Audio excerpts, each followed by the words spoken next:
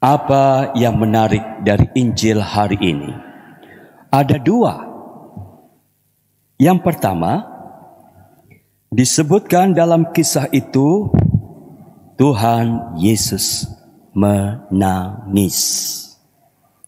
Tuhan Yesus menangis. Dalam Injil hanya 2 kali dikatakan Tuhan menangis, yaitu ketika melayat Lazarus hari ini dan ketika dia menangisi kota Yerusalem. Lukas bab 19 ayat 41. Hanya 2 kali. Kalau dia sampai menangis, itu berarti yang ditangisi itu sesuatu atau orang yang istimewa di hatinya. Kalau orangnya tidak istimewa, tidak akan membuat kita menangis.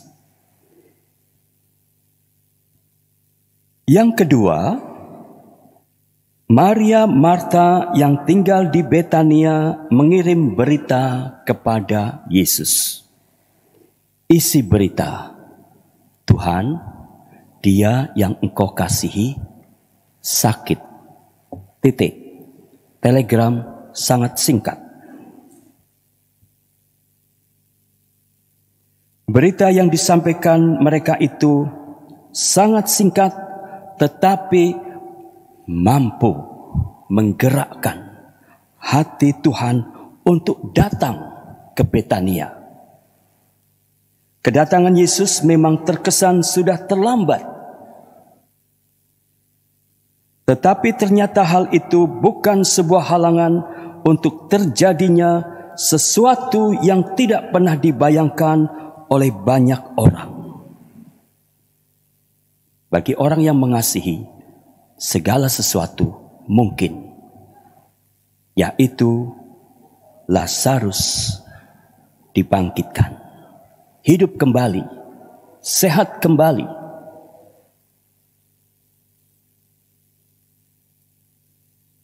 Kisah hari ini memperlihatkan kepada kita bukan hanya tentang salah satu mukjizat yang menghebohkan yang dilakukan oleh Tuhan Yesus, bukan hanya tentang Tuhan Yesus yang bisa menangis, tetapi juga tentang cara berdoa yang efektif dan manjur. Meskipun sederhana.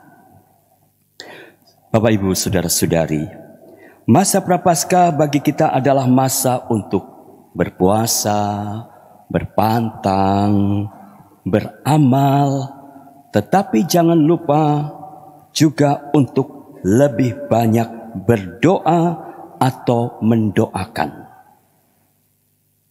Ada 2 hal yang bisa saya petik dari Injil hari ini.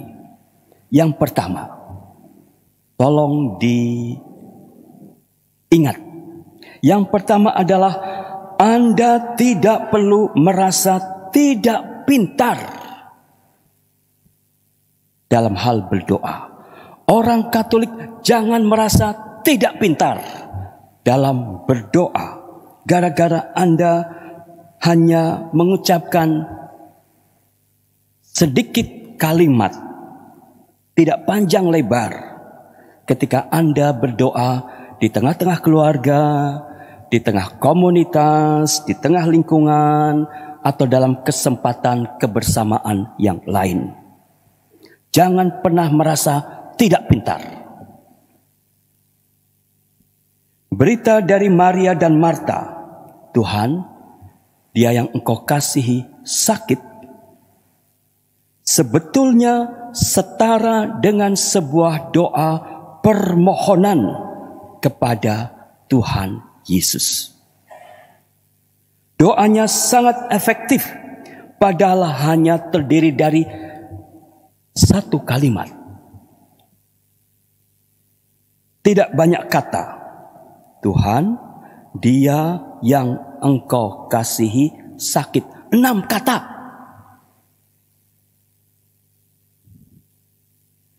Tetapi di balik kalimat yang hanya 6 kata itu,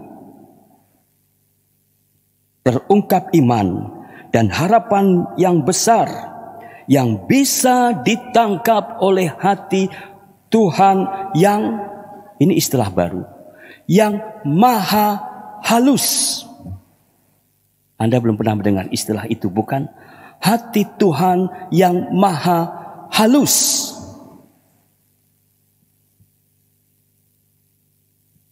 Yang kedua, doanya Maria Marta bisa menjadi contoh doa bagi kita sekarang. Kita juga bisa menggunakan kalimat yang kurang lebih mirip,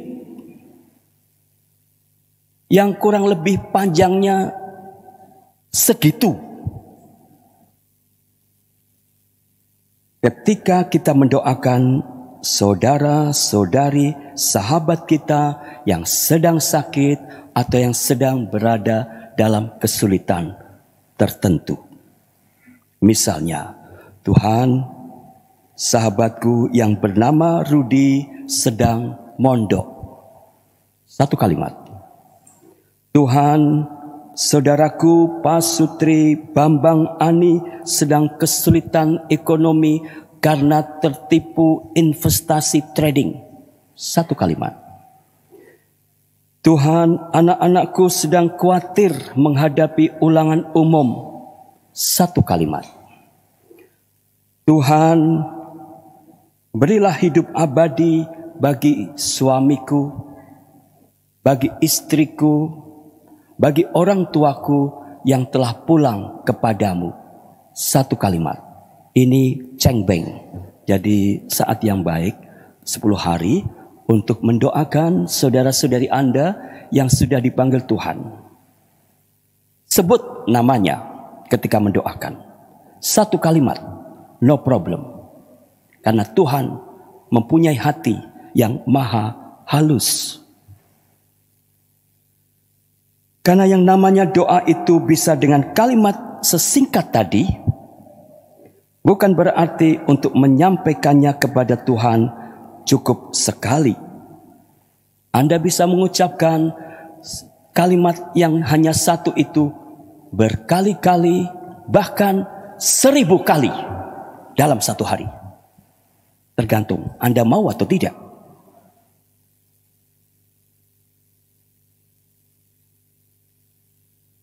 Dalam hal berdoa, juga penting kita berdoa dengan sepenuh hati, sepenuh iman, sepenuh harapan.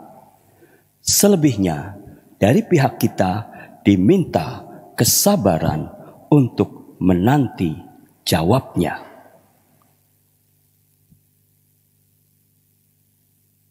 Dan apapun yang kemudian terjadi, mari kita imani sebagai kehendak Tuhan.